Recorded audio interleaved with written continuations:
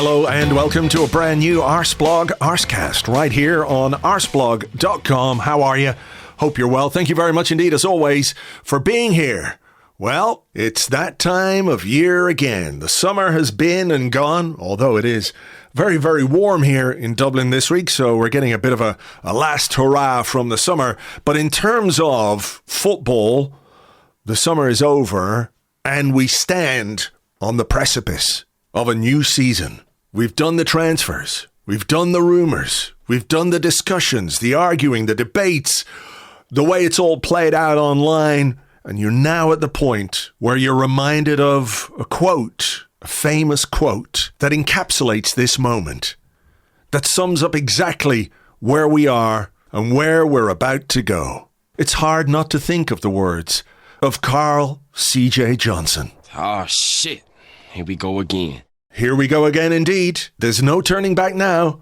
We're just going to go headlong into 38 Premier League games, hopefully a load of Champions League games, a load of EFL Cup games, a load of FA Cup games, and hopefully by the time we get to May, we'll be laden down with silverware and medals and trophies and success, because that ultimately is what we all want from the season ahead. It's going to be tough. It's going to be challenging. There's some very good teams that we have to compete with in the Premier League and in Europe. But on the eve of a new season, I think you've got to feel optimistic about what Arsenal are capable of after the summer we've had, after the transfers we've done, the players we've brought in. I know there's always room for a bit more. You get this done and then it's like, can we not do that? You get that done and it's like, could we not have a bit of this? But generally speaking, I think the way Arsenal have conducted their summer transfer business should give us some encouragement and should give us some hope for the new season. So we're going to talk about that in just a second. After the conversation with our guests today, I will give you the lowdown on what you can get if you become an Arseblog member on Patreon for the duration of the 25-26 season, all the extra content and things that you can enjoy. But that will come after we talk Arsenal, talk about transfers, talk about Mikel Arteta, the pressure on him, and lots more besides. And with me to do that, I've got a couple of guests. First today, it's Andrew Allen. Hello, Andrew. Good morning. We've also got a first-time guest today on the Arsecast with a double-barreled name worthy of the Arsenal Academy. It is Laura Kirk-Francis. Hi, Laura. Thank you. It's a real honour to be here, so thank you so much for having me. Let me start with you as a first-time guest. We are on the cusp of a new season. Arsenal are at Old Trafford on Sunday to kick off. How are you feeling before we get into the nuts and bolts of what's happened this summer? You're just sort of, whether it's your heart, your stomach, or anywhere else, how are you feeling going into this new season? I'm excited at the moment. It seems to change on a near hourly basis as to whether I'm excited, nervous, dreading it, confident. We seem to be going through a bit of a cycle of the emotions quite regularly. I'm just excited to have some football on. I think we have spent a lot of time dealing with the hypotheticals, the what ifs, the likely outcomes, the hopes, wishes, dreams. I'm just looking forward to actually seeing it. Feel like a child who has a load of toys for Christmas and wants to just get playing with their new Sylvanian families, if I can use that metaphor. And just, looking forward to actually just seeing some football. We've done a lot of talking. There has been a lot of talking. So I think my party line at the moment is I'm excited and I'm looking forward to having something concrete to discuss. Oh, concrete, like a Fabrizio Romano transfer rumour. Andrew, same question to you. How are you feeling, after the summer we've had and looking ahead to this new campaign with all the various aspects that we'll get into now in a few minutes, but your gut feeling this morning as we're talking? Yeah, I mean, I feel refreshed. It was, it felt like a proper summer off. Obviously, there was the Women's Euros, which I enjoyed watching, but in terms of just sort of switching off from Arsenal, it felt like a decent break. And obviously last season was a bit of a grind on the league front anyway. I feel, like Laura, excited, I guess. I mean, it's rare for us to have a summer where you see so many new faces kind of join the squad. And it's, a couple of those guys could be absolutely fundamental to what we do this season. So I wish we didn't have such a difficult start. I'd like to kind of be eased into things a little bit, but away at Old Trafford, literally like the most hellish place we ever seem to go. I mean, our record there is just very, very bad. And there's always that sort of slight concern that with a difficult start, everything could be up in flames very quickly and the mood around the club could sour, and then you just end up into the same old kind of Arsenal supporter turmoil.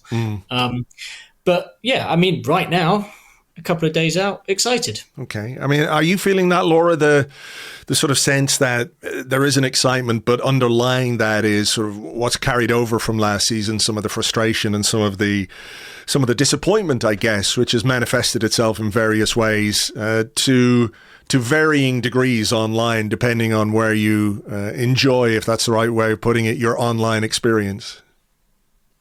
Yeah, I share the same nerves around the start of our season. Starting at Old Trafford and then we're playing Liverpool. It's, we're off to Newcastle, I think. I do worry that a couple of games in, if we haven't not only got the points that we needed, but also played in the way that we kind of expect Arsenal to play, things can turn very quickly. Arsenal fans not particularly known for their patience and understanding. I worry more about what that will do to how we play for the rest of the season if we are already chasing. So if we find ourselves in this kind of first run of 5, maybe off the pace slightly, I do worry that that will add additional pressure on top of what we already have, and we may revert to a style of play that we perhaps wanted to leave behind. So, we've got some super exciting talent for this season, and the way that we have played in pre-season has been different to last season, which I think is what everyone wanted. I do worry that should that not kind of deliver the fruits that we needed to early on, Arteta may revert to, well, that didn't work, so let's go back to that kind of very controlled way of playing. And then we are already chasing, which I think is not where we want to be. So it does feel like we're sort of walking a bit of a tightrope. It could be very bad 5 weeks in, but it could also be very good. Yes. And that's the sort of side of things that I like to prioritize my thinking towards. Sure. I mean, that is the flip side, Andrew, isn't it? That, like, you look at those fixtures and you think, oof, but if you come through those fixtures well, you've given yourself like a flying start in the Premier League, which I guess is what Mikel Arteta will be targeting. It is a marathon, not a sprint, to use that particular cliche, but getting off to a good start would be very, very useful. And I think when we talk about, some of the styles of play, it feels like it's not going to be like day one at Old Trafford. It's like, oh my God, what are Arsenal doing here? It is something that is going to be implemented over the course of the season. Getting used to Victor Gyökeres up front, for example, Martin Zubimendi, that midfield trio who I think will be absolutely pivotal for Arsenal this season.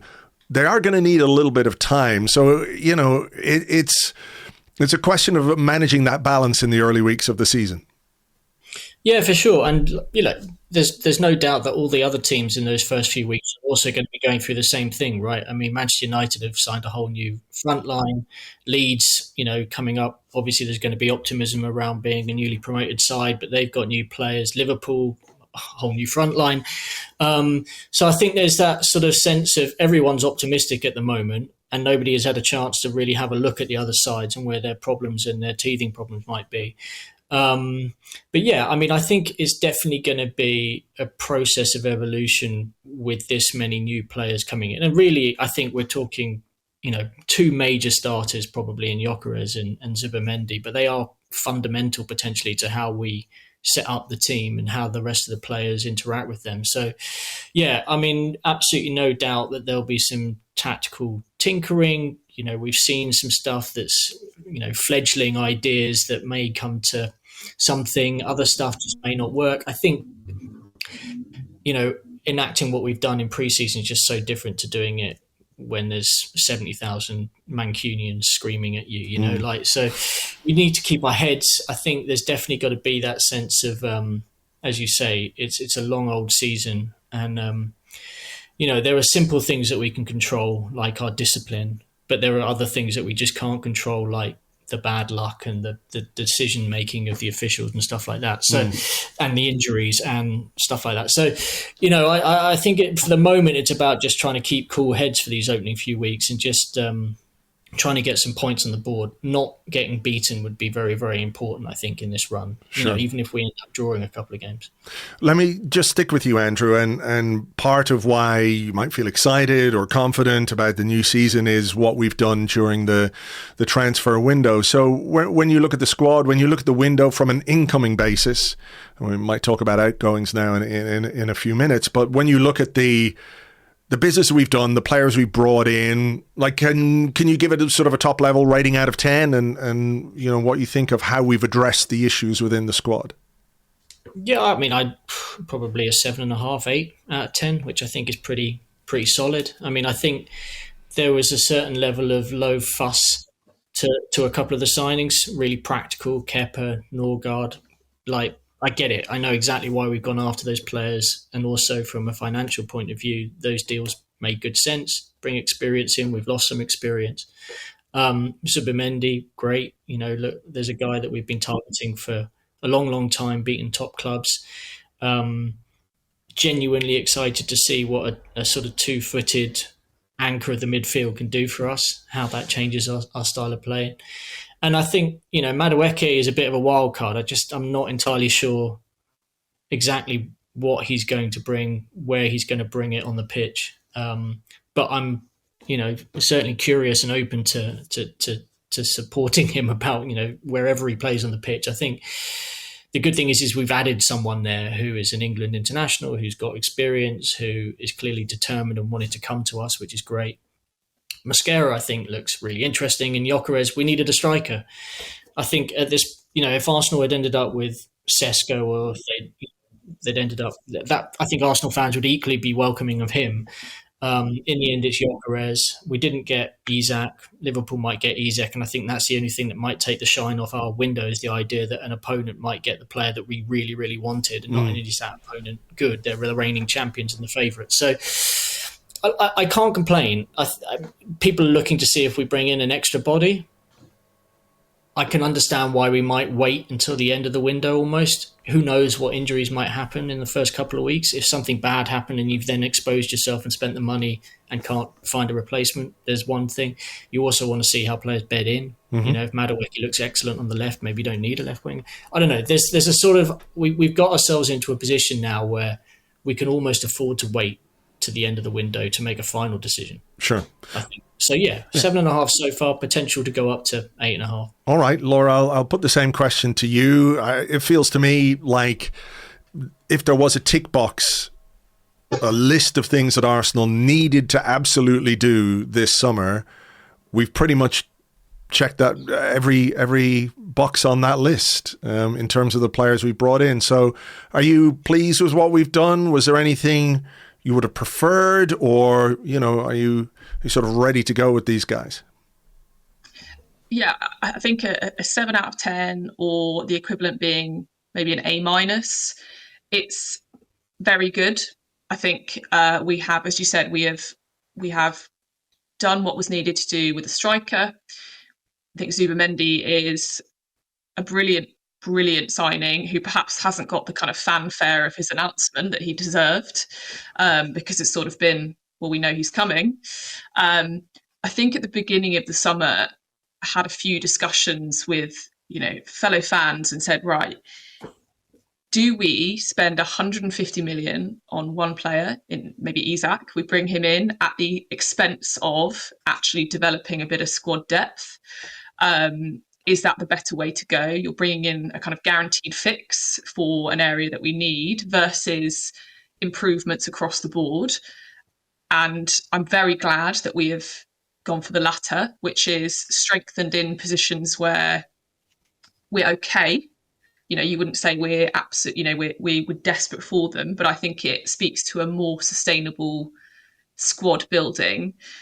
And the clamour last season with, we obviously very unlucky with injuries, but our bench looked just really, really difficult at times. We now have, I think, we're almost in a position where we will need to be dropping some key players to fit everyone in. So from that standpoint, I don't think you can argue that Arsenal could have done anything else other than, bring in the striker, tick, bring in an excellent midfielder who is going to open up different ways of playing, get the best out of players that struggled last season. So from that standpoint, I don't think you can argue that Arsenal could have done anything more. I do worry that in these first couple of games, we will see whether, particularly on the left-hand side, whether Martinelli, whether Madueke are what we need. But as Andrew said, that we still have time to bring someone else in. But I think at the moment, with the squad that we've got going into the first couple of games, I feel quite content, and I feel like we've got a lot of. It feels a different squad from last season. Sure. And I think that's what we needed. Yeah, I mean, I think that point about Isak, if some, I've seen people talk about that as well. Why buy Gyökeres and Madueke, put it all into Isak? But, you do that, not everybody's going to be happy either. You're still going to want, why don't we have a backup for Bukayo Saka? And those sort of questions don't go away. I'll stick with you, Laura. I mean, do you think at this point, do Arsenal absolutely need another signing before the end of the window, or would another signing just be a little bit of icing on the cake, if you like, based on what we've done so far in this window? That left-hand side, Eberechi Eze is a player who's been mentioned a lot. We all obviously hope that he doesn't end up in the bad place. I don't think he deserves that. He's too good a player to endure that for the rest of his career. But, that guy who people look at as just a bit of a difference maker compared to whether it's Trossard, Martinelli, or even something different in that left 8 position, which we have with Declan Rice, but maybe Mikel Merino is more of a functional player. So is it a question of wanting more or needing more? I think, Eze doesn't deserve to go to the other place. He deserves to come to Arsenal. I think that these first couple of games will show us whether there is any upward headroom for how we play on the left-hand side. So whether Martinelli, whether being more direct, how, potentially the link up with Calafiori, I think could be really exciting, whether we actually see that with a bit of patience, with a bit of tweaking, we can kind of have that left-hand side functioning again. In my heart, though, I just feel like maybe we're just being a bit greedy here, but I do think the addition of someone like an Eze would do so much more to not only sort of how we play, but Arsenal's position in being able to bring in that type of player. I think part of the frustration over the past couple of years is that the big kind of exciting signings, it just feels like it's never us, with the exception of maybe Declan Rice, the links to Rodrigo, players like that, Eze. That's the kind of, on a very surface level, very exciting signing that would certainly, I think if you asked people now, are Arsenal going to win the league, it would be a maybe no. You say, okay, now add in Eze, for example, I think you'd get more people saying yes. Do we need him? Again, my heart says yes, but I can understand why Arsenal want to wait and see how, let the new personnel bed in. It's not going to be perfect from the start, but certainly 2-3 games in, we should have a better understanding and some more data to assess actually whether, do you know what, this is the best this side can do, and it's not going to be enough, versus actually this is going to be good, and we just need to give it a bit more time. Yeah, I mean, Andrew, how are you on that and on the Eze thing and on, another kind of player coming in? The argument, let's say, that Liverpool, who have done what they've done so far in this window and could, when it comes right down to it, spend £500 million. If they bring in Alexander Isak and they also bring in Mark Gahey, Liverpool could be on the cusp of spending £500 million in one window. They've recouped a fair bit, fair enough. Does that demand something of Arsenal, that if your opponent keeps raising the level, you can't just sit there and think, okay, well, we're happy with what we've done? Does it require you, if you're really, really, really going to push for the Premier League title, to sort of react to a team who I think most people would have as favourites for the Premier League as it stands, and if they add Alexander Isak, it takes it into a slightly different dimension? Well, I mean, look, if Liverpool can do that and stay within the rules, then Liverpool are, fair play to them. Unfortunately, we haven't given ourselves quite the same leeway because we're not capable of selling players at the same rate that they do, right? I mean, we do have a bit of an issue at the moment, which is we've got 4 or 5 first team squad members who don't have a place in the team and are going to have to go, right? We've got Hines, Zinchenko, Lokonga, Vieira, Nelson. If we could raise funds there, that gives you the leeway. We've done some good buying. We haven't done some great, really any selling this summer. And, I think that's an area that we really need to improve upon, but it's all connected. I'd love for us to just, keep spending money. But at the same time, like, you can't just have an absolutely massive squad. I think I heard you and James discussing the other day who you'd have on the bench at Old Trafford, and you're already having to leave guys that you'd quite happily consider first team players, potentially even starters, out of the squad altogether. And you open yourself up to all sorts of other issues if you have players regularly unable to travel with their teammates. It causes rifts, whether you like it or not. It will. I mean, it's just human nature, right, to be frustrated. We've seen a member of the first team already this week in his new chapter of his book talking about how frustrating it can become to kind of lose the trust of the manager. So in theory, yeah, great. Always nice to have shiny new things. I'm also just really excited to see how this team does. And ultimately, it's a team sport. You can add as many individuals into it as you like, but unless they all start to blend and come together and create a team spirit, not really go the distance over the course of a long season. How do you view the outgoing situation, Laura? The work that Andrea Berta has done since he's come in has, garnered him plenty of plaudits. It was fairly low fuss. Arsenal in summers past have not always done things in that way, that efficiently. I think 6 players signed in 1 month, in the month of July. Some of them were, expected, some a little bit more out of the blue. But generally speaking, that's a very quick and efficient way of doing business. I think it takes a lot of the hassle and the drama of the window out of that, particularly when, for the most part, you're absolutely set for the first game of the season. I think if you're going into a big game like Old Trafford and you're still faffing around looking for a striker, people will be frustrated, annoyed, whatever way you want to put it. But the outgoing part of his job, I think, is how we can not more properly judge, but more fully judge the work that he is doing as a sporting director, because the remit isn't just to buy players. It is to do contract renewals, which we've done this summer with Waneri and Lewis Skelly and Gabriel, and credit for those as well. There's a couple that we'd all like to see, which are probably in negotiation at this moment in time. But the perception of Arsenal as a selling club, or a club that doesn't necessarily sell as well as it can, is certainly prevalent, and I understand that. So how do you view the final couple of weeks of this window from Andrea Berta's perspective, and, acknowledging that it is not necessarily easy to sell players that other clubs don't necessarily want? Yeah, I think I feel a touch of sympathy for Andrea Berta, because I think when you get to this stage with players like Zinchenko, Vieira, you can look at it in isolation at the moment and take a snapshot in where we are August 2025 and go, well, he needs to sell them. We need to find a club to sell these players for. But a lot has gone on up to this point in terms of allowing it to get to this stage, that we have Zinchenko on incredibly high wages who hasn't played all season. Now, that doesn't transpire over a couple of weeks. It's happened in kind of years, seasons past, that we've got to the stage where we've had Vieira, we've sent him out on loan, he's come back. So I think some of it you have to look at previous management and go, you should have foreseen this. There should have been better forward planning and a more ruthless approach to go, actually, a year ago, Zinchenko's not in the plans, we need a solution to this, rather than let it get to where we are now, which is we're in a desperate state. Other clubs know that we're desperate. And I think that speaks to how much they try and squeeze these prices, because they know that we've got a bloated squad with some sort of old guard players who are not in the plans for the future.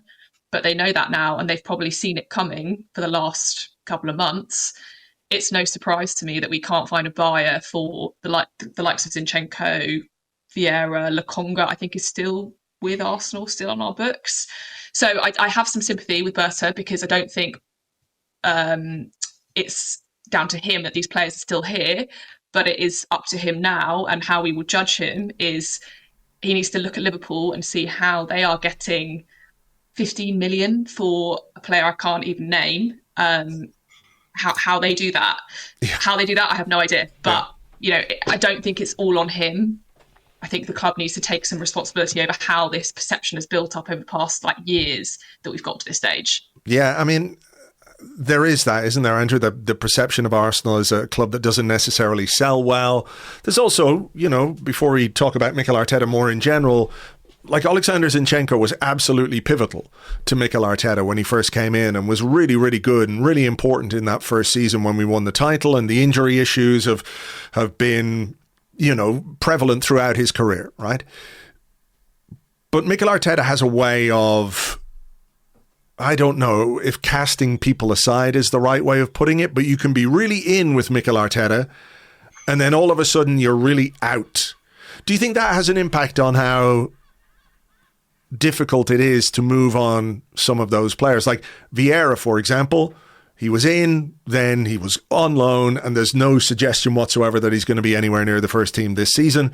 His loan at Porto was okay. You'd like for him to have done a bit better there, so more people might sit up and take notice. But that sort of positioning of players on the very fringes of the Arsenal squad can't be helpful if you are trying to find buyers.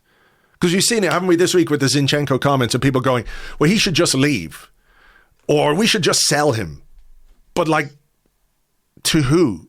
Who is knocking on our door for Alexander Zinchenko? And I think if you take him at face value and the comments that he made about how much it hurts him not to play, that means he's very open to a move, to go somewhere where he will play. So I don't think it's a case of just sort of sitting there picking up his wages because he's happy to do that. It suggests to me that there isn't really much in the way of, dare we say it again, concrete interest in him. Yeah, I mean, I admit it's not as easy as just saying this player's not wanted, we'll just find a buyer and house him somewhere else. I understand that. I think there's been situations as well with injuries where we've kind of wanted to maybe hold on and give players a chance and send them out on loan to regain some form, or, quite often we're sending players out on loan hoping that, they'll have a stunning season and people will want to buy them. I mean, we've seen that actually with a couple of the young guys coming out of the academy. Micah Beereth did very well, ended up getting sold, had a sell-on clause. We've ended up making a bit more money there. Balogun was another one where it worked really well. And obviously, when they're coming out of the academy, it's pure profit. So you kind of give yourself a little bit of leeway. But yeah, with some of the first team players, once they're jettisoned and they kind of go into a sort of a slow death, really, or a march towards the end of their contract, it's expensive also to be ruthless and just say, thanks very much, but we don't want you here. And, we went through that weird process of just cancelling contracts. We've obviously done it with Tomiyasu this summer and just come to an agreement where we felt that was mutually beneficial. It's difficult. I think where we get kind of frustrated is maybe just, as Laura said, how is it that other clubs somehow find, a German club is going to spend 30 million euros on Jarell Quansah or whatever, or, there's an unknown Liverpool academy kid who's sold for 15 million in a way that... So it is difficult, and I get that Berta's only just got his feet under the desk, and really he's working with, the situation that was presented to him. Mm-hmm. But I'd hope that we get maybe better at that in the coming years. I certainly hope to see some development on that. On the contract side of things, I'm absolutely fine. The club have done really, really well since Arteta came in at keeping players they want to keep, and especially keeping them 2 years out from when their contract's about to end. By and large, where there's been any doubts, we've kind of, those guys have kind of crept towards like Tierney or Jorginho. But look, it's an area we could definitely improve on. And that's on Berta and his team from here on out. It's his opportunity to make his mark on that front. Yeah, some clubs are just really good at selling. Chelsea, because they have loads of players. Yeah. What's fascinated me about Chelsea is they have such a need to sell players because they have so many of them. but somehow they're also selling them for top dollar. Nobody's saying you absolutely have to sell, so we'll offer you like a bargain basement price for these guys. They're getting full price for them. They're just good at selling. And the player you mentioned, Laura, was Tyler Morton, who made 2 appearances for Liverpool's first team, according to Wikipedia. I know their stats are not always great, but went on loan to Blackburn and to Hull City, and they sold him to Lyon for £15 million. It's sort of like, how do they do this? I wish I knew, and I wish I had the answer, and we all wish we had the answer, because it would be useful, obviously, as you've said, if you get money in for Zinchenko or Reece Nelson and these guys who are on the fringes, it does make spending more money on a player like Eze or somebody else more likely. You know, I don't think it's 100% necessary that Arsenal have to sell to buy, but it does make it easier, and you make up that shortfall, because Arsenal have spent the guts of £200 million this summer and brought in very little. Nuno Tavares and Marquinhos, somebody reminded me of yesterday. We all remember Marquinhos very well. What a guy. Let's speak about Mikel Arteta then, Andrew. There is pressure, obviously, on a manager when you don't win something for 5 years at a big club like Arsenal. The context of that is obviously it's a much more nuanced discussion than, well, he hasn't won anything for 5 years, therefore he's in the last chance saloon. I think it is a far more nuanced discussion when you look at the consistency in terms of league position that Arsenal have produced over the last 3 or 4 years. You can't overlook that. I think if you are overlooking that, it's not.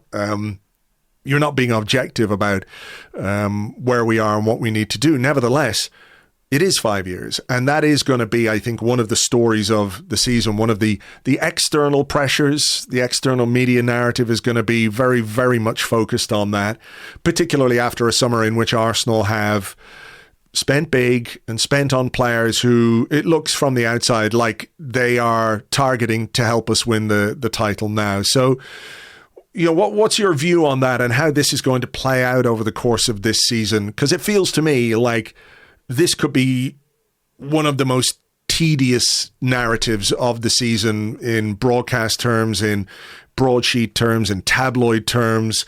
That spotlight that I think will be on Arsenal far more brightly than any other club in the Premier League this season. Yeah, I mean, I get why the conversation will be had, and I also know that it will annoy the tits off me, as it happens every time that there's a defeat or a drop point or a bump in the road or something. You know, it's inevitable. We just have to kind of, as supporters, cope with that. I think in many respects, you know, Arteta, I mean, it's mad, right? He's like the 3rd or 4th longest serving manager in English football now, and it feels like yesterday that he was appointed. The football managerial merry-go-round is a thing, but it's not so much a thing at Arsenal, right? We had a 22-year manager, then we had the Unai Emery period blip, and now we're into quite a long relationship with Arteta. And I think, you know, just assuming that clubs will sack their manager because they haven't won something or sort of met certain standards may well apply to 99% of clubs, but actually weirdly at Arsenal we don't seem to do things that way, and that's, you know, absolutely fine. I think a lot of supporters take pride in that as well. There's a couple of things I would say to people is, okay, then point to someone else who's going to come in and do a better job than Arteta. I mean, when you look at what he's had to do, it's frankly incredible and far surpassed, I guess, many of our expectations.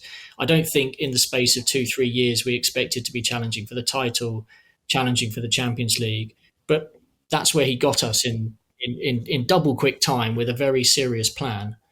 So point to me to someone else who could have done that. Whether he can get us over the line, we'll have to see. I mean, all the players seem to back him and believe him. You know, we've got some very, very fundamental players in that squad whose contracts we're trying to tie down and have been trying to tie down in the last couple of years, and they are signing on and they are happy to sign on. And the key part of that is they believe in the manager. You start upsetting that, you start bringing doubts into the squad, you have to change things, and it becomes a much bigger question about what you're trying to, you end up blowing up a lot more than just getting rid of the manager. So I'd kind of point to that and say, you know, what do you want to do? Who's the man that you think is going to do a better job? Some people might point out Carlo Ancelotti or something, fine. But like, are these people available? Do they want the job?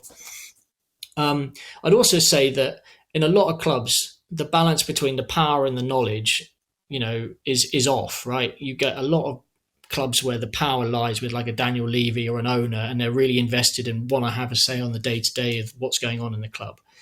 I think with Arsenal, a lot of the power and the knowledge lies with Arteta, because he's been the fundamental to the entire building of this project. And I'm not sure that there are people in the club capable of sacking him, but I'm not sure they necessarily would want to open themselves up to what comes afterwards, because that's a big decision. And I don't know that they necessarily have the knowledge internally themselves to fill the gap before finding someone else. So that's kind of where I stand on it. Having to deal with the conversation, it's just going to be the way it is, right? I mean, it's going to be social media clips of Gary Neville and Jamie Carragher sticking the knife in when we lose, and every other TalkSport radio station and the ilk doing the same thing just to fill the airwaves with something. Sure. And, Arsenal are big draws for that type of thing. It is, Laura, though, a consequence, isn't it, of being where we have been over the last couple of seasons, that this spotlight, this pressure exists because Arsenal have come so close. And I don't think you can separate it from Mikel Arteta. The job he has done, we had a title challenge which fell away, and then we almost got there in that season when Man City won it by a point. And last season was not what we expected, but a step backwards, a small step backwards. We still finished second, but in terms of goals and points, it was not as good as we had hoped, although we took a step forward in Europe and into the semi-finals of the Champions League, which we shouldn't overlook because that made us all feel pretty good. But it is a consequence, isn't it, of having set those standards. If you fall even slightly below, you're immediately under scrutiny, not just from the media, but from your own fans. It feels to me like that is something that Mikel Arteta will relish and will see as a challenge. I think he's experienced and I don't want to say overcome, but he's certainly experienced plenty of challenges in his time as Arsenal manager.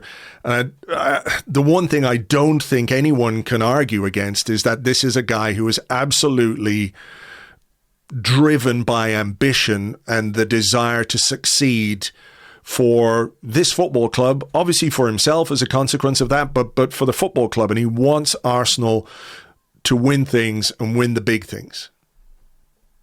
Yeah, I think, as you've just said, he is very openly ambitious and he is very animated, and people don't like that. For whatever reason, they take real exception to anything that Arteta does.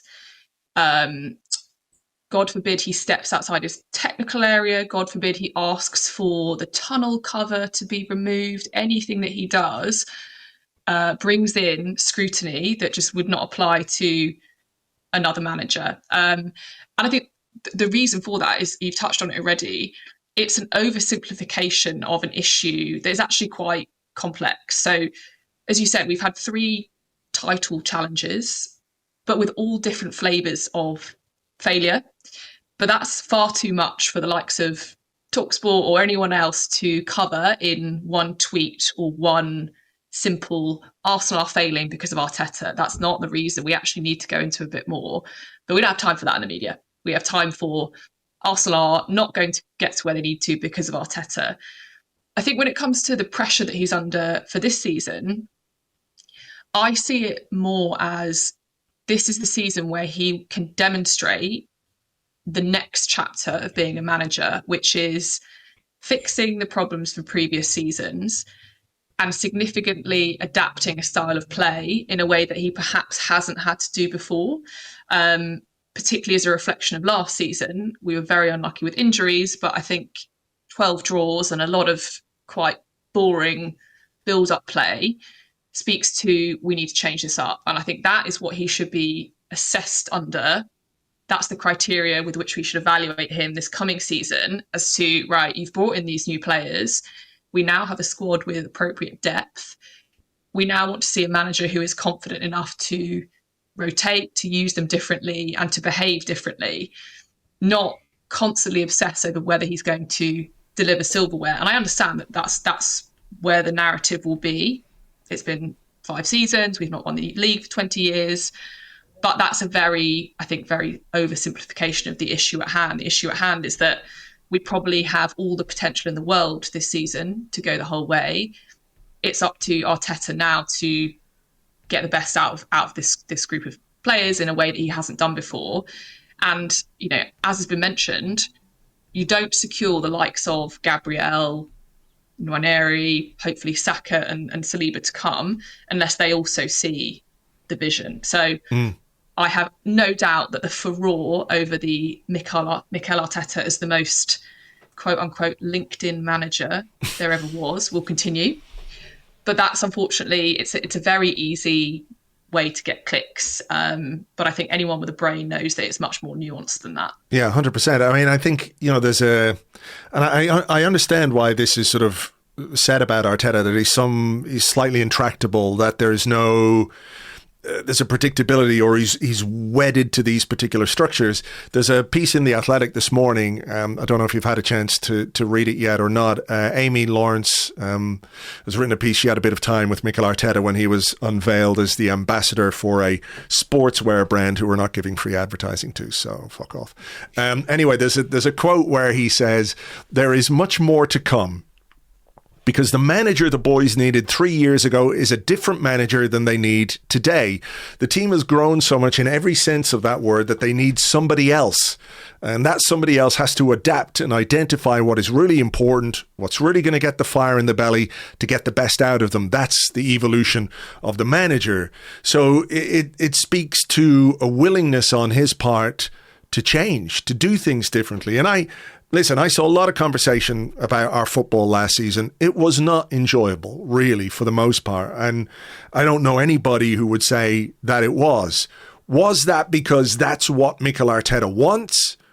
Or was it also because, or was it instead rather, because that's what we could produce when you don't have Kai Havertz or Gabriel Jesus or Bukayo Saka and a Martin Odegaard who's below his best, and you've no Ben White and Jurriën Timbers playing the whole season through an injury, and there are reasons as to why your football is not as dynamic and effective as it could be. You've got Mikel Merino, God bless him, did a great job up front, but he's not a natural striker. That has knock-on impacts throughout the team. So, for me, I look at someone like Madueke, who, I raised eyebrows when we were linked with him, but I can see in terms of his skill sets and his qualities, he brings things to this squad that we don't necessarily have in terms of dribbling, his take-ons. Victor Gyökeres, a striker who is going to demand that Arsenal play in a slightly different way. So, between what he said there, Laura, and what we've done in the transfer market, it's not a case that Arteta's going, well, we just need to be like last season, but more efficient. It does feel like there is a desire and a need and an acknowledgement that we have had to change and will have to change in order to go up a level again. Yeah, and I think for lots of teams coming into a new season, you either put them in a box of tweaking or rebuilding. We're kind of neither in of those. We've got some tweaks, but I think they are bigger changes than just a little bit of adjustment here and there, because I don't think you can look at last season, as you've just said, and go, well, we were nearly there. And I think we always underestimate how big that extra 1% is to, win the title. I think when it comes to change as well, you can see Arsenal, particularly in pre-season, doing things differently. And it's always amusing to me that the back end of last season, the narratives that we do the same thing, the set pieces are the same, everyone's worked us out. So we see a brand new set piece corner in pre-season where the players are all lined up on the edge of the box and they're running in. And then suddenly we've all got, what on earth are they doing? That looks very different. What's the approach here? So can't really win. But I think it's really interesting to hear Arteta speak like that, because that's not how... I think that the narrative is that Arsenal are just plugging away at the same approach and expecting things to fall into place. This speaks to a much more proactive way of going, although we want the same outcome as maybe 2 seasons ago where we were brilliant, the way that we're actually going to get there is going to be different. And that gives me a huge amount of hope for the season ahead and the approach of the manager, that he will be more flexible and we will have plan A, plan B, plan C, which I think is what we need. Andrew, you know, we obviously spend quite a lot of time reading and listening to what Mikel Arteta says. And I think if you read what he says from the moment he arrived at the club, you know, there's a big disparity between what he actually says and what is represented of him in sections of the media, which become the wider narrative about Arteta. You know, that quote that I just read out there to Laura, I think is really, really interesting, where he's talking about, maybe it's very LinkedIn, but talking about, you know, changing himself and looking deep within himself to come up with the solutions, etc., etc.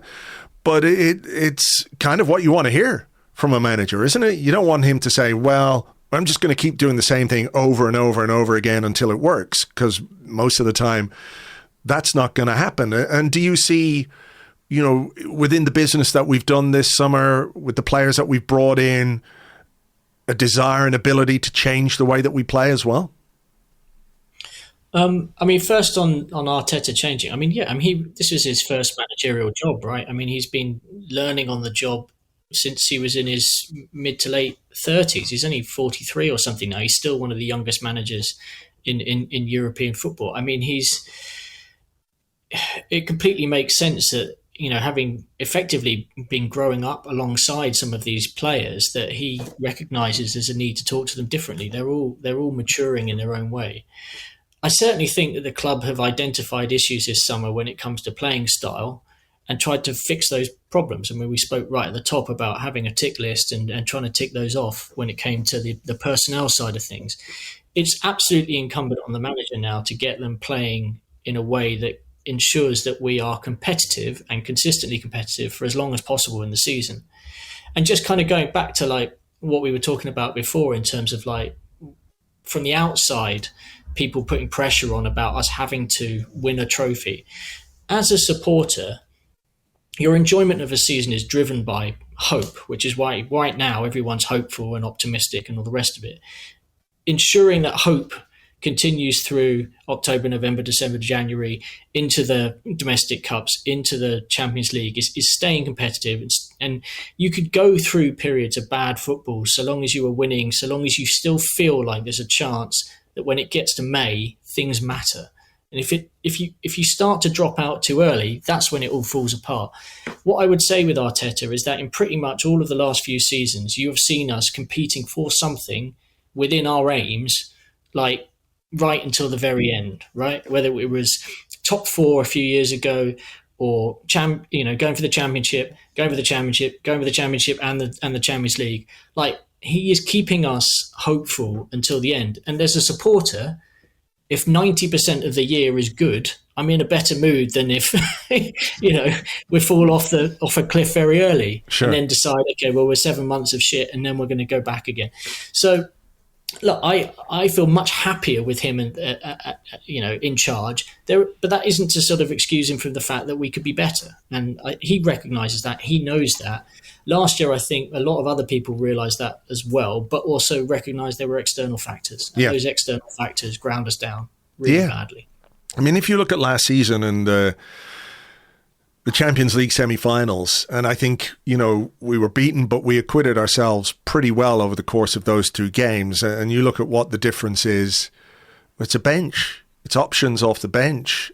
And we didn't have those for the last 2-3 months of last season. And hopefully, with the way we've built the squad this season, that's something that we can lean into as and when we need to, when we play those big games, hopefully in the final stages of the Premier League campaign, also the Champions League. Andrew, I'll ask you this one first. There's obviously a lot of talent in this Arsenal squad, some really great players, but just pick one that you're looking forward to watching this season. Our new saviour, Max Dowman. Yeah, sure. Why not? No, I mean, look, it's ridiculous to put pressure on a 15-year-old kid, so I'm not actually going to say that.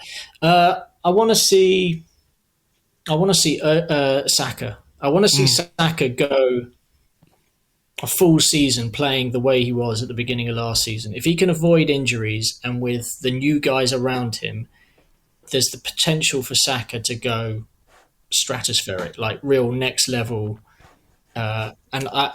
He's genuine. He's got the talent. He just needs the setup and he needs the hamstrings to do it. Basically, he was 11 assists in 12 at the beginning of last season. We thought he was going to break Özil's assist record. He ended up with a whole load of goals, even though he missed 3 months of the season. I want to see Bukayo firing all cylinders this year, so he's my go-to guy. Okay, it was Henry's assist record, wasn't it? By the way, not Ozil. Maybe. Yeah, Ozil didn't get there. If I think everyone points at Olivier Giroud, I think, for him not making for missing chances. It was funny. I was on the Latte Firm stream last night. I was asked to pick a player who I thought was going to be the guy for Arsenal this season. I just picked Saka as well, simply because I think the desire and the motivation that he will have to come back from that injury, I'm pretty sure he hated missing those games. But this is a guy who's produced such end product goals and assists from a really early age. And I think now we're heading into a point in his career where there's a level to go up again. And that's kind of scary for the opposition. I really hope he can be that guy. He's not the one I'm going to pick. I'll give Laura her chance for the player she's looking out for this season first, though. So my pick, and I'm sure the jokes can write themselves about this, but it's going to be Calafiori. Okay, you've just stolen mine. That's fine. I'm sorry. That's sorry. all right. Nothing to do with the fact that he is a beautiful Italian stallion. I just think the impact he has when he plays makes us a different team. He brings the sort of marauding forward movement. Can't think of a better word, but there is just something about him which I think we haven't seen a type of player like this at Arsenal for a long time. If he can stay fit, I do think he will be such an asset in games where we just need to be super direct. And I think looking ahead to Old Trafford, I would like to see him start in that position. I think it's a riskier pick than Miles Lewis-Skelly, but I think generally speaking, I would like to see Arsenal be a bit more risky this season. I think the way he played, certainly my sort of North Star, to be really linked in about it, was the Newcastle game last year when he came on at halftime. It was just a little glimpse of what he looks like going forward. He sort of comes into that left 8 position. I think he is not shot shy in a way that a lot of our players have seemed to be. So if he can stay fit, I think he could be really, really crucial to Arsenal. Yeah, I completely agree. I think he's a lot of fun, and I think there's the fitness issues is the big question mark, but to my mind, there's no question there's like a really, really entertaining, fun and exciting player in there. I mean, there's a couple that spring to mind for me. Obviously, Gyökeres is someone we all want to see do well, and I think he will bring qualities to this team. But I suppose from a sort of objective standpoint, I'm really curious to see what happens with Ethan this summer, or this season rather. He signed a new deal. He's 18 years of age. Maybe the spotlight's been taken off him a bit by our new saviour, Max Damon, as Andrew said. 15-year-old comes along and steals the limelight. That's fine, but maybe it might suit him to operate in the shadows a little bit. It feels like, with Madueke coming in and Saka on the right-hand side, that's where when Eri played last season, that the role they're envisaging for him is more central, whether it's a backup to Odegaard, alternative to Odegaard. Are there times when he can play alongside him? I don't know, but I think there's a really exciting player there, and I'm very curious to see, how that plays out over the course of the season. A bit of quick rival chat. Andrew, who do you see? I think Liverpool, I guess. Do you see Liverpool as the favourites? Do you see much in the way of variation? A lot of people are predicting a top 4. I'm not going to do it in order, obviously, but they're predicting Liverpool, Arsenal, Man City and Chelsea. Which of those worries you most? And do you see anybody on the outside of that who could sort of threaten the status quo, if that's the right way to put it? Yeah, I mean, it's hard to kind of... It's hard to look past Liverpool, isn't it, really? I mean, they just... When you spend that money on those players, and they just look on paper very, very good. And obviously they have the confidence that comes with being reigning champions. They will have, people will be looking to track them down. Obviously, it's very difficult to retain a title. We know that. Arsenal have literally never done it in the Premier League era. So, yeah, I mean, they look good. I think Chelsea are going to be interesting. They just have so many players, and I think they've got a couple of wild cards in there. Some new guys. This Esteval fella could be interesting. And again, they've got the kind of confidence that comes with having won a couple of trophies now, even if they were a bit tin pot and basically just trophies handed out like the Emirates Cup. Yeah, I mean, look, in a weird way, I wouldn't write off Newcastle if they retain Isaac. If they manage to keep hold of him, he's such a good player that I do think that Newcastle will challenge again for the top four. Manchester United got no idea. You assume that they're going to score goals now, but you don't know that they'll be able to keep them out. So they could be a fun team to watch, I think, because anything could happen in those games. It's just it's just going to be very, very competitive. I think all over the place, teams can take points off other teams. Really curious to see how Spurs do. I think it's one thing going from really attacking to being very solid, but they need to kind of find a balance. And I guess having lost Son and Maddison, they need to spend money on something that gives them a bit of creativity, because otherwise you're kind of tying Thomas Frank's hands behind his back. Yeah, there's some interesting stuff going on. And when you just look at like all the other sides, teams are buying smarter. They look, Forest have built a squad that did very well last year and will be looking to go better. Villa, again, Unai's got this knack of getting teams up there and keeping them up there. So, I don't know. I'm really curious, and I'm not scared of it being more competitive. Yeah, I think, I think it's a good thing. I don't think you want to go head to head with just one other side, because then it just becomes that classic case of if you lose one game, you feel like the world's going to cave in. I think we need it to be more competitive across the board. I was going to ask you that, Laura. I mean, Andrew's basically mentioned every team there, so I don't know what's left for you. Sorry. Pick the bones out of whatever's left. Talk to us about Burnley, Laura, please. But do you think, and feel free to chime in with some thoughts on those rivals for top four for the title, if you like. But I agree with Andrew there that I think a more competitive Premier League could be an advantage for Arsenal. I think it gives us a better opportunity to win the Premier League rather than one of those head-to-heads. Yeah, 100%. I'm not going to talk about Burnley. Just hope they go straight back down. Okay. Got no love for that club at all. Nothing about Scott Parker's cardigans, no? He speaks well. That's all I'm going to give you. I think City, I don't know if you mentioned City, are in an interesting phase. They seem to sort of get away with, they're rebuilding. We can't expect much from them while they're going through this transitional period, forgetting obviously that they've got still the likes of Haaland. They've still spent considerable amounts of money. I think they will be still a force to be reckoned with, but I think in a slightly different way. They've still got quite a lot of the old guard hanging around. And I think that'll be interesting to how they sort of push on but retain the identity that Pep has built. I do worry with the league becoming more competitive. We've obviously been brilliant against the top six, or top five, and Spurs for the past 3 seasons. I do wonder whether that, with Chelsea strengthening, I think they will be a bit of a dark horse this year, we might see a flip towards that's potentially where we will drop points rather than at the likes of Bournemouth, Forest, etc. But ultimately, I think with teams like Villa, like Newcastle, if they can hang on to Isak, it will make that title a lot more competitive.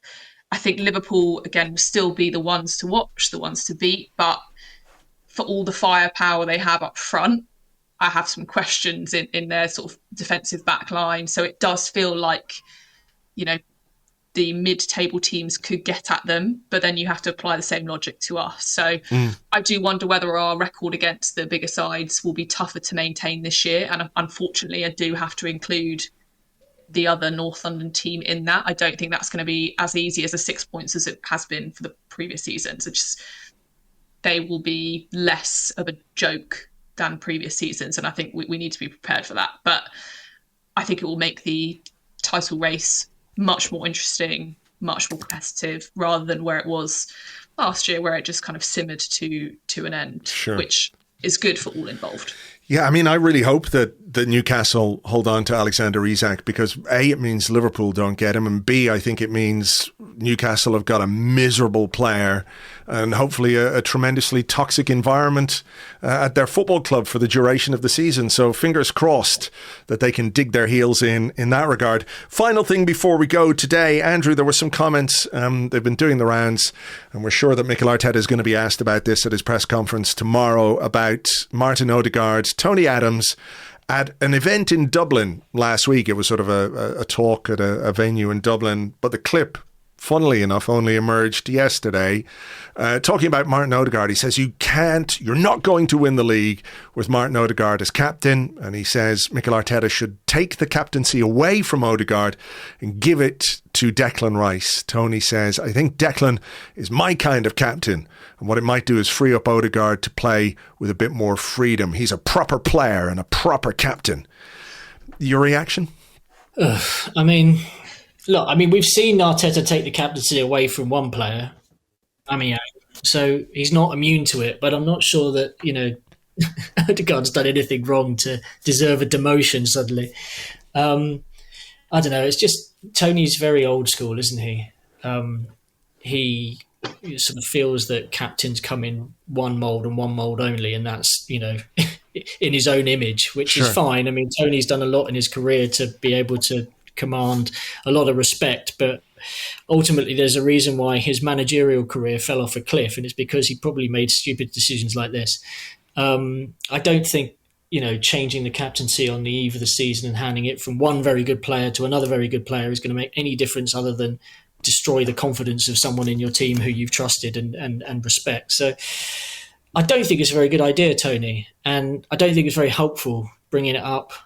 Even if he thought it was in a sort of closed off environment. I mean, in this day and age, everything ends up on the internet, and it just really annoyed me when I saw it. I was like, you're a great person, you're a great ambassador for being sober, and you've been a fantastic footballer, but you also have a responsibility to shut up sometimes. And, he's literally sat in the same room and interviewed Odegaard before and been very pally with him and all the rest of it. I sort of do wonder, like, he has a relationship with the club. He's going to come across these people again. Like, does he not kind of feel like he should pay them some respect? I mean, these are people that he effectively has a working relationship with. He is part of the Arsenal family and an ambassador on time to time for the club. I don't know. It just annoyed me. It's a sidebar, Laura, a bit of a distraction we don't necessarily need going into the new season. I don't think Mikel Arteta will be too worried about it, because he will say, when he's asked about it in his press conference, he will say Martin is a great captain, he's well respected in the dressing room, and I think that's absolutely true. But he will also say that within his team and within his squad, there is room for leadership all over the pitch, and that can be Declan Rice, who you could make a sort of parallel between Declan and Tony in terms of the sort of character they are, England internationals for the most part anyway. London boys, they're vocal, they've got that kind of presence on the pitch, but you've also got leaders in the shape of Bukayo Saka. You've also got Gabriel at the back, William Saliba at the back, a kind of quiet leadership that comes through with performance and consistency of performance. And I think that will be the way Mikel Arteta deals with this question. Yeah, it's the type of comment that speaks to a very singular view of the role of a captain. And I think it speaks to, regardless of how close he is with the club still, you have no idea, and we have no idea as fans, what Odegaard does in the background. Not on the pitch, not even on a match day. It's the conversations with players who are struggling. It's the meetings he has by himself with the captain.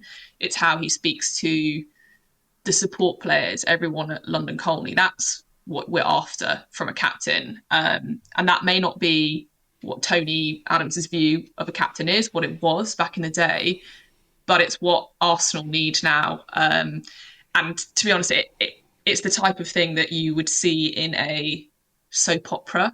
It might be a storyline on Dream Team 20 years ago where the captain was stripped of his captaincy ahead of the new season because an old player came out and said something. But I think it's not the right thing to do at all. It would be hugely damaging and completely pointless to do so. And I'm sure we'll see Arteta being very media trained, and I'll say he has full faith in Odegaard. He understands the comments, but that's the end of it. It's just sometimes things belong in a private WhatsApp group between you and old players. I think that might have been something that maybe didn't need to be in the public eye, unless, of course, you are looking for your next big media gig. In which case that might have been true, but certain things just don't need to be said, and that was one of them. Yeah, I mean, just very finally, my thought is that, like, if you're a captain like Tony Adams and you want to see another captain like Tony Adams at Arsenal Football Club, I understand that completely. And what a brilliant captain he was, and what a successful player he was for Arsenal over the course of 3 separate decades, right?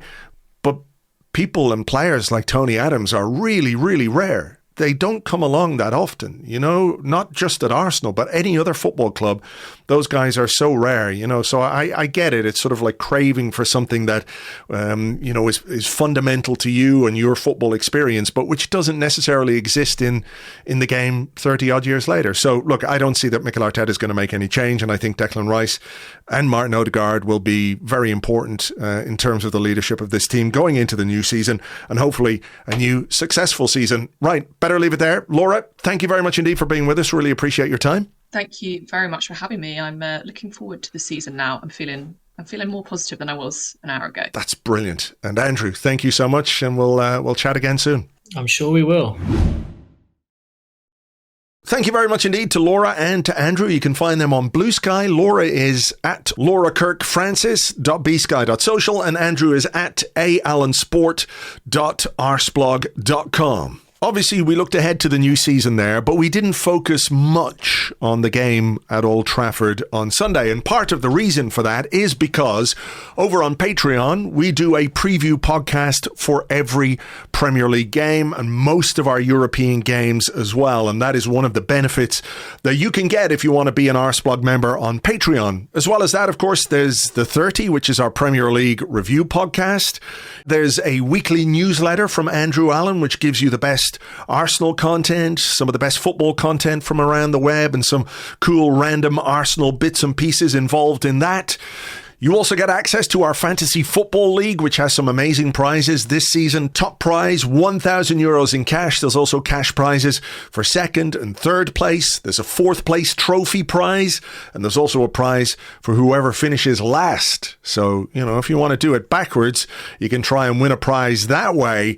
You do have to be signed up by tomorrow, though. The deadline is tomorrow afternoon. So if you want to get on board with the fantasy football, whether you're an existing Patreon member or whether you're going to be a brand new one, you've got to get it done by tomorrow, because the cutoff is the start of the season. And after that, for reasons of competition integrity, the cutoff point is strict. So if you want to get on board, find the post over on our Patreon site and get yourself signed up. On top of that, there's Discord chat. You get advance access for tickets for live events that we do. For example, the one at Union Chapel at the end of every season. Our Patreon members get first dibs there. On top of that, it goes a long way to supporting everything that we do on Arseblog that is free. So the blog is always free. News is always free.